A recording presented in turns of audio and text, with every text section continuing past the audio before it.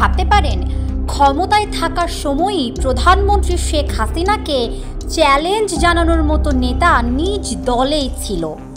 কল্পনা করতে পারেন, খোদ গোপালগঞ্জে পৌরসভার নির্বাচনে মেয়র পদে শেখ হাসিনার প্রার্থীর বিরুদ্ধে প্রার্থী দিয়েছিলেন আরেক নেতা।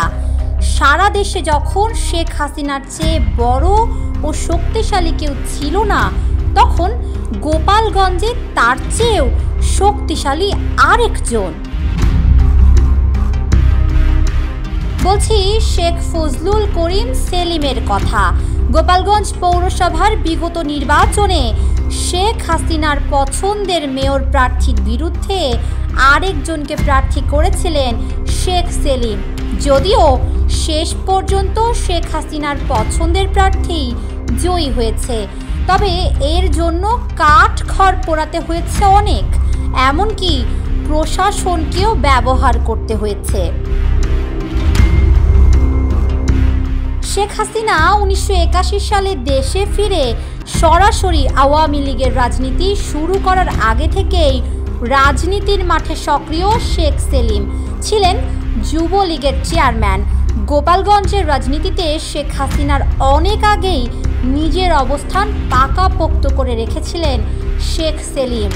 যুবলীগের মাধ্যমে এবং 1996 সালের আওয়ামী লীগ সরকারে মন্ত্রী হয়ে সারা দেশেও নিজের একটি শক্তিশালী বলয় তৈরি করেছিলেন। একবার স্বাস্থ্যমন্ত্রী হয়েই এই খাতের সব কিছু নিজের কবজায় নিয়ে নেন। এমনকি 2008 সালের নির্বাচনে জিতে আওয়ামী লীগ ক্ষমতায় আসার পর শেখ সেলিম আর মন্ত্রী না হলেও নেপথ্যে স্বাস্থ্য বিভাগের সকল টেন্ডার, ক্রয়, বদলি নিয়ন্ত্রণ করতেন।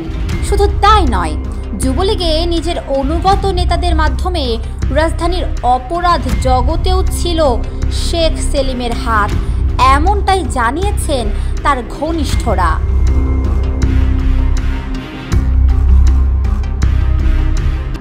একসময় শেখ পরিবারে আত্মীয় স্বজনদের মাঝেও শেখ হাসিনার চেয়ে শেখ সেলিমের প্রভাব ছিল বেশি।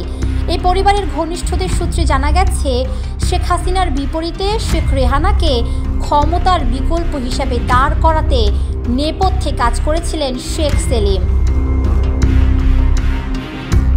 তবে গেল 7-8 বছর ধরে শেখ সেলিমের এই আধিপত্য খর্ব করার চেষ্টা করছিলেন শেখ হাসিনা।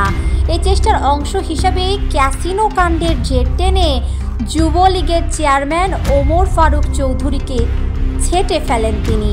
কারণ ওমর ফারুক চৌধুরী ছিলেন শেখ সেলিমের অনুগত। তাকে সরিয়ে যুবলীগ পুনর্গঠন করে সেখানে বসানো হয় শেখ ফজলে শামস পরশকে। শেখ সেলিমের ভাতিজা হলেও পরশ ছিলেন শেখ হাসিনার অনুগত।